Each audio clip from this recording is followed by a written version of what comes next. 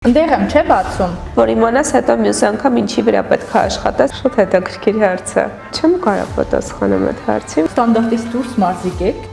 Հա։ Ինչի՞ չէ։ Ստոպ տաս, գնաս կինո նայես, ընդհանրապես մի գրակոց։ Երբեք չես կարող ասել ով կհաղթի, որպես էլ կա։ Ողջույն Armen Press-ի սիրելի ունկնդիրներ,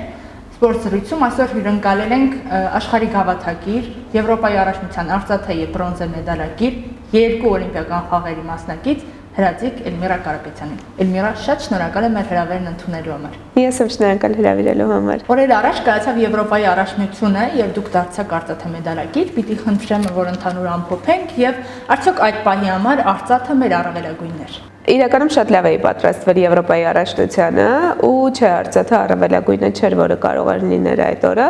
Ուղղակի այդպես ստացվում է, որ քո օրն է լինում կամ քո օրը չի լինում։ Չնայած արծաթե էլի շատ լավ մեդալ է։ Ես կխնդրեի, որ մի պահ վերհիշենք եզրափակիչը, դուք եք եւ Բելարուս մրցակիցը, նախ ինչպիսի մրցակից է եւ արդյոք ծանոթ եք նրան։ Չէ, ընդհանրապես չէի ճանաչում, չեմ կարող ասել ինչպիսի մրցակից էր, բայց երկուսս էլ լավ էինք գրակում, այսինքն արդյունքները ընդհանուր առմամբ լավն էին, ուղղակի այս մրցաձևը առաջի անգամ էր անցկացվում ու ընդհանուր օրինակ 9-8-ը հաշվում էր Պապադանյա, 9-7-ը չէր հաշվում, դրա համար այդ 9-ի ռայոնում գրակում էի, բայց լինում էր, որ 9-8-ի փոխարեն 9-7 էր լինում ու աչոք չէր գալիս, էլի։ Հիմա սովորաբար ինչն է որոշիչ լինում եզրափակիչներում, հա, որտեղ եզրափակիչը այնա բոլորին ձգտում են, բայց երբեմն եզրափակիչը դասավորվում է այնպես, որ մենք ուղղակի չենք սպասում։ Հրաձուկության եզրափակիչները սովորաբար ամենաանկանխատեսելի եզրափակիչներն են, որովհետև երբեք չես կարող ասել ով կհաղթի, լինում է դեպքեր, որ օլիմպիական չեմպիոնը աշխարհի ռեկորդակիրը 8-րդ տեղով ուղղակի դուրս է գալիս, որովհետև ուղղակի չէր կարողացել այդ պահին կենտրոնանալ։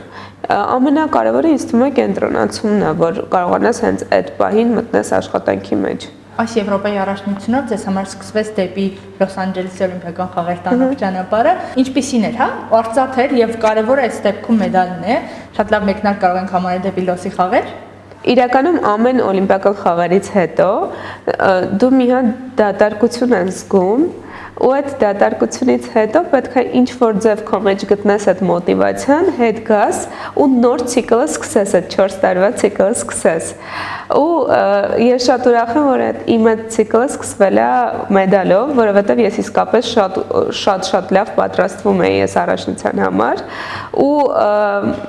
մեդալ, չգիտեմ, իմ համար շատ կարևոր էր այս մրցմանը մեդալ ունենալ։ Էլմիրա, մի հարց տամ, որը հենց նոր մտքիս եկավ,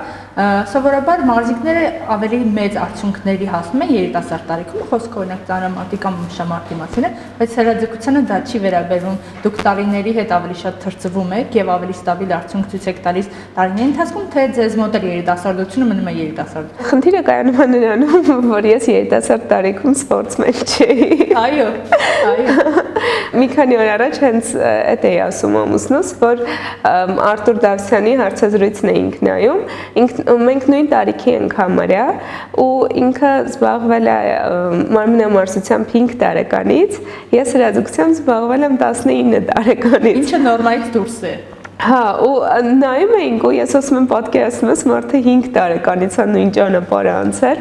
ես արդեն ոնց որ ես այդ երիտասարդ տարիք ուրիշ ձև եմ օգտագործել, հասունը ուրիշ եմ օգտագործում։ Հետաքրքիր է այդ պարադոքսը կարելի ասել, որովհետև հիմա ունենք երիտասարդներ, ովքեր իրանց տարիքում ինչ-որ արդյունք ցույց են տալիս, բայց մեծերի համար այդ արդյունքը բավարար չի, մեծերի արդյունքը ավելի բարձր է, բայց էլի ամբողջ աշխարհում բոլոր մեծերը էլի 10-12 տարեկանից պարապում են։ Եվ արդեն գալով օլիմպիական նոր ցիկլին, բայց մի պահ հիշելով նաև Փարիզի օլիմպիական խաղեր, դուք եղել եք նաև Տոկիոյի օլիմպիական խաղերում եւ Փարիզում, պիտի խնդրեմ, որ համեմատություն անցկացնենք, որովհետեւ Տոկիոն դա COVID-ի ժամանակաշրջանն էր, իսկ Փարիզը արդեն ամբողջովին երկրպագուների մասնակցությամբ տեղի ունեցավ, ինչպիսին էին խաղերը, թե նմանությամբ եւ թե տարբերությամբ։ Նախ իմ համար տարբերությունը եղել է, որ ես Փարիզի օլիմպիական խաղերից առաջ կրակն եմ տարել Այդ շատ մեծ տարբերություն է էմոցիոնալ տեսանկյունից։ Տոկիոյի օլիմպիական խաղերի ժամանակ ես ուղղակի վերջի պահին կարելի ասել այդ ուղղագիրը ստացվեց վերջին պահին ու ես ուղղակի մի ամսվա ընթացքում դառա օլիմպիական թիմի անդամ։ Այդ ընթացքում ես չհասցրեցի հասկանամ ինչա տեղի ունեցել ու չհասցրեցի պատրաստվեմ։ Չնայած մտածում եմ, որ այդ պահի դրությամբ ես իմ մաքսիմումը արել էի։ Այսինքն արդյունքս էլի լավն էր իմ այդ պահի դրությամբ։ Այս օլիմպիական խաղերը դե գիտեք շատ վաղուց էի վերցրել ուղղակիրը։ Շատ երկար էի պատրաստվում։ Այս օլիմպիական խաղերը չգիտեմ համ մի քիչ տխուր եմ, որովհետև 9-րդ տեղ բռնել մի միավորով չանցնել եզրափակիչ,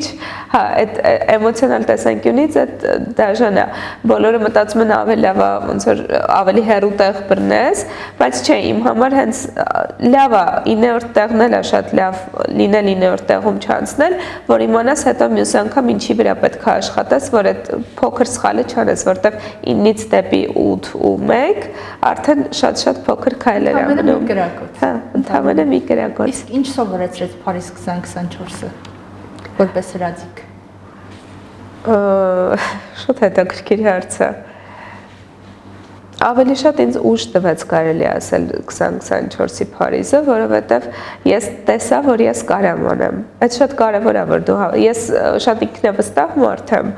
բայց այն պահին, երբ որ դու հասկանում ես, որ շատ քիչ էր մնացել հնարավոր էր ու դու կարայիր այդ անեիր, արդեն հասկանում ես, որ մյուսին այդ մի փոքրը արդեն կանես։ Ինչ դեր ունի ձեր կյանքում հրաձգությունը, որովհետև դուք ստանդարտից դուրս մարզիկ եք, ինչու, որովհետև նաև ունեք վլոգ, շատ եք ճամփորդում եւ երևույթներին այլ մոտեցում ունեք, դրա մասին խոսում են բոլորը, հա։ Իսկ ինչ դեր ունի հրաձգությունը ձեր կյանքում։ Ես սիրում եմ հրաձգությունը, հենց սիրում եմ, կարոտում եմ, դրա համար պարապում եմ, որովհետև իմ կյանքում իմ մտածելակերպով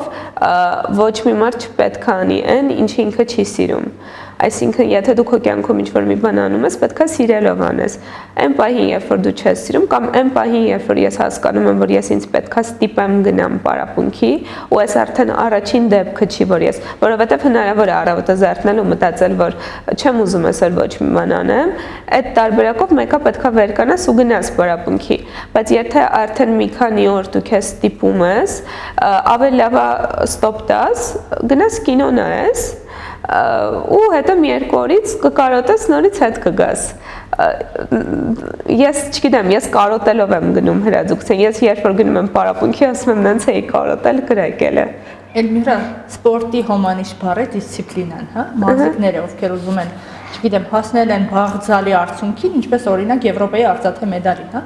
ամեն օր սիստեմատիկ մարզվում են։ Բայց ես նաև մեր հանդիպումից առաջ կարդում էի մեր նախորդ զրույցները, որտեղ խոսում ենք, որ դիսցիպլինան եւ կանոնակարգությունը ձեր համար չի, դուք անում եք այն, ինչ որ ուզում եք, բայց դրա հետ մեկտեղ դուք ունեք Եվրոպայի արծաթե մեդալակիր։ Ինչպես է ձեզ հաջողվում չլինել դիսցիպլինայի մեջ, բայց ունենալ մեդալ։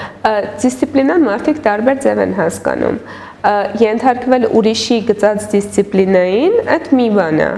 Ունենալ ինքդ քո մեջ դիսցիպլինա ու ունենալ ինքնակառավարում, այդ ուրիշ բան է։ Ես ունեմ երկրորդը։ Ես ինքս ինձ շատ լավ կառավարում եմ, բայց ես չեմ կառավարվում ուրիշի կողմից։ Դրա համար բոլորը մտածում են, որ ես չունեմ դիսցիպլինա, որովհետև չեմ հետևում կանոններին։ Ես իմ կանոններն եմ ստեղծում։ Բնութագրեք, խնդրում եմ, հրաձգությունը 3 բառով։ Հանգստություն, կենտրոնացում,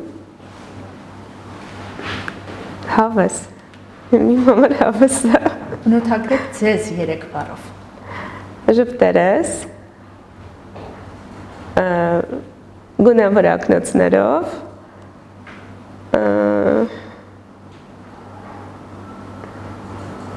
կյանքը սիրող։ Ինչ շատ բառեր եղան, բայց ամբողջական են միանշանակ։ Որն եք համարում հրաձգությունում ձեր ուժեղ կողմը։ կենտրոնացումը։ Իսկ որն է հրաձգության գեղեցկությունը այդ դեպքում։ Հանգստությունը։ Որտեղ եք ձեզ տեսնում 10 տարի անց։ 10 տարի անց համ Լոսի խաղերը կայացած կլինեն, համ էլ Բրիսբենի։ Չեմ կարող պատասխանեմ այդ հարցին, որովհետև ես չգիտեմ վաղը որտեղ եմ լինելու։ Էլմիրա, ինչպես կուզեք, որ մարզաձևում հրաձգությունում ձեզ հիշեն։ Որպես էլ կա։ Որն է մեծագույն արժեքը, որ դիմացինի մեջ գնահատում եք։ Մաքրությունը։ Իմ ամուսինը աշխարհի ամենաազնիվ ու ամենամաքուր մարդն է, կարելի ասել։ Հենց այդ իր մեջ այդ իմ ամենասիրած հատկությունն է։ Եթե պատկերացնենք, հա, մի բան, եթե լինեք ընկնեք անմարդաբնակ կղզի, ինչ կվերցնեք ձեզ հետ։ Բլոկնոտ։ Ու գրիչ։ Ինչու։ Ես անընդհատ գրում եմ։ Ինչ եք գրում։ Ինձ իսկապես հետաքրքիր է, թե դուք ինչ եք անընդհատ գրառում ձեր օդատետրում։ Ամեն ինչ, ինչ մտածում, խոսում եմ։ Մի օր կտպագրվի կիմանաք։ Շատ անհամբեր եմ, կարծում եմ առաջին ընթերցողը ես կլինեմ։ Եթե առանց որևէ նախապայման ձեզ առաջարկվի անմահություն, կհամաձայնեք։ Հա։ Ինչի՞ չէ։ Եվ ինչ է սպասում ձեզ առաջիկայում, որովհետև Եվրոպայի առաջնությունը արդեն պատմություն է դարձել, ինչ պլաններ կա առաջիկայի համար։ Մոտ ամիս ու կեսից աշխարհի գավաթին համար եմ պատրաստվում ու տարվա վերջ արդեն աշնանը լինելու է աշխարհի առաջնություն։ Շատ բարի Էլմիրա, շատ շնորհակալ եմ մեզ մոտ հյուրընկալվելու համար։ Ես եմ շնորհակալ հրավիրելու համար։